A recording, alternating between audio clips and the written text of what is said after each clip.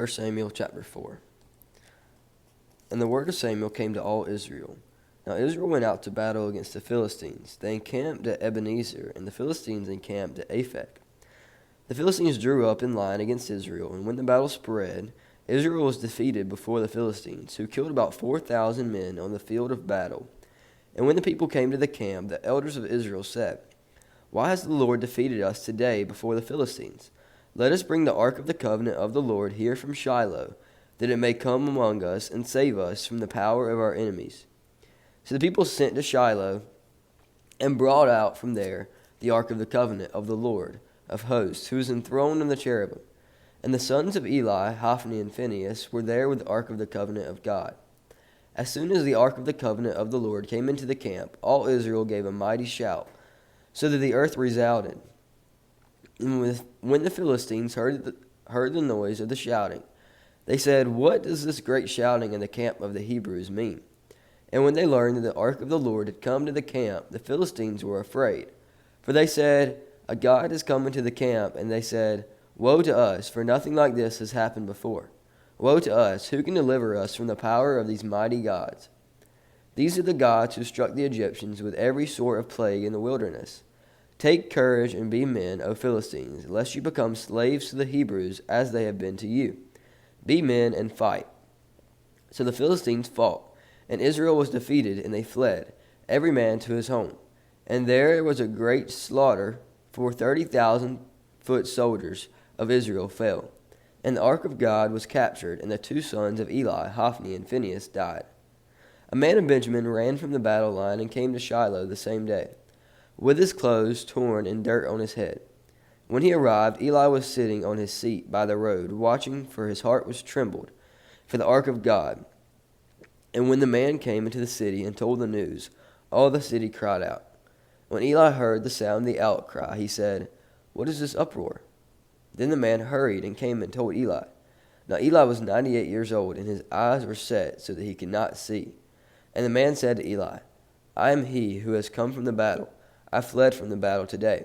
And he said, "How did it go, my son?" He who brought the news answered and said, "Israel has fled before the Philistines, and there has also been a great defeat among the people. Your two sons also, Hophni and Phinehas, are dead, and the ark of God has been captured." As soon as he mentioned the ark of God, Eli fell over backwards from his seat by the side of the gate, and his neck was broken, and he died. For the man was old and heavy. He had judged Israel for 40 years. Now his daughter-in-law, the wife of Phinehas, was pregnant, about to give birth. And when she heard the news that the ark of God was captured, and her father-in-law and her husband were dead, she bowed and gave birth, for her pains came upon her. And about that time of her death, the woman attending her said to her, "Do not be afraid, for you have borne a son." But she did not answer or pay attention.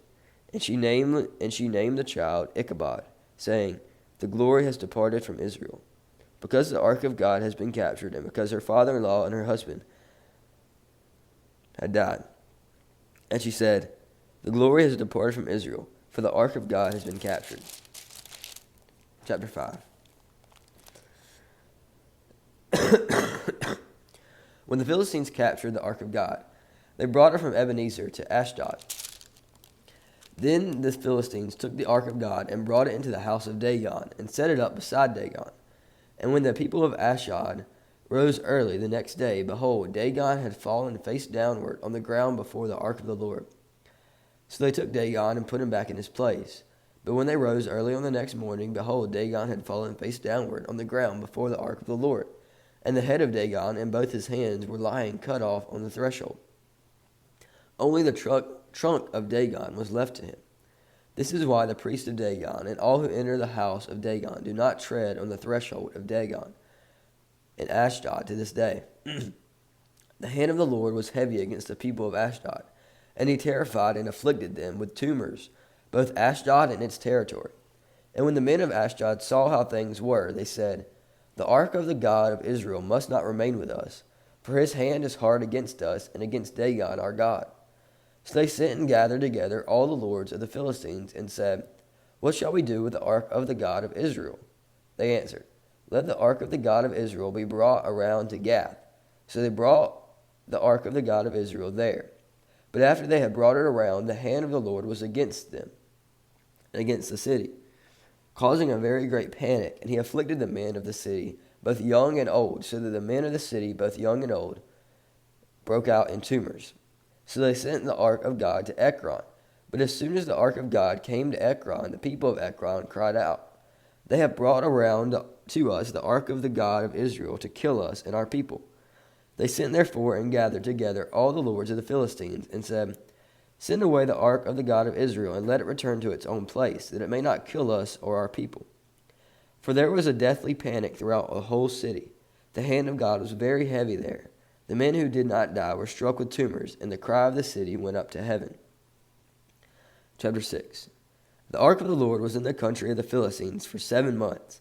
And the Philistines called for the priests and the diviners, and said, "What shall we do with the ark of the Lord? Tell us with what we shall send it to this place." They said, "If you send away the ark of the God of Israel, do not send it empty, but by all means return him a guilt offering. Then you will be healed, and it will be known to you why his hand does not turn away from you."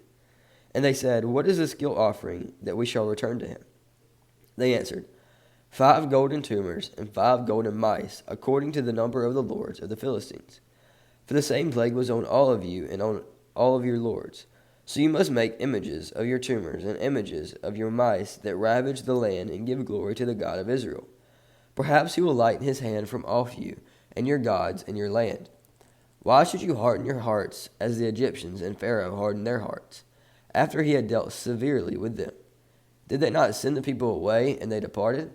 Now then, take and prepare a new cart and 2 milk cows, on which there has never come a yoke, and yoke the cows to the cart, but take their calves home away from them.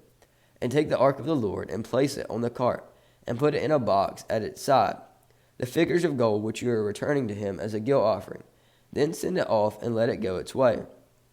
And watch, if it goes up on the way to its own land, to Beth Shemesh, then it is he who has done this great harm. But if not, then we shall know that it is not his hand that struck us. It happened to us by coincidence." The men did so, and took 2 milk cows, and yoked them to the cart, and shut up their calves at home. And they put the ark of the Lord on the cart, and the box with the golden mice and the images of their tumors. And the cows went straight in the direction of Beth Shemesh along one highway, lowing as they went. They turned neither to the right nor to the left, and the lords of the Philistines went after them as far as the border of Beth Shemesh. Now the people of Beth Shemesh were reaping their wheat harvest in the valley. And when they lifted up their eyes and saw the ark, they rejoiced to see it. The cart came into the field of Joshua of Beth Shemesh, and stopped there. A great stone was there, and they split up the wood of the cart, and offered the cows as a burnt offering to the Lord. And the Levites took down the ark of the Lord, and the box that was beside it, in which were the golden figures, and set them upon the great stone. And the men of Beth Shemesh offered burnt offerings and sacrificed sacrifices on that day to the Lord. And when the 5 lords of the Philistines saw it, they returned that day to Ekron. These are the golden tumors that the Philistines returned as a guilt offering to the Lord: 1 for Ashdod, 1 for Gaza, 1 for Ashkelon, 1 for Gath, 1 for Ekron, and the golden mice according to the number of all the cities of the Philistines, belonging to the 5 lords, both fortified cities and unwalled villages. The great stone besides which they set the ark of the covenant is a witness to this day in the field of Joshua of Beth Shemesh. And he struck some of the men of Beth Shemesh because they looked upon the ark of the Lord. He struck 70 men of them. And the people mourned because the Lord had struck the people with a great blow. Then the men of Beth Shemesh, said, "Who is able to stand before the Lord, this holy God? And to whom shall he go up away from us?" So they sent messengers to the inhabitants of Kiriath Jearim, saying, "The Philistines have returned the ark of the Lord. Come down and take it up to you."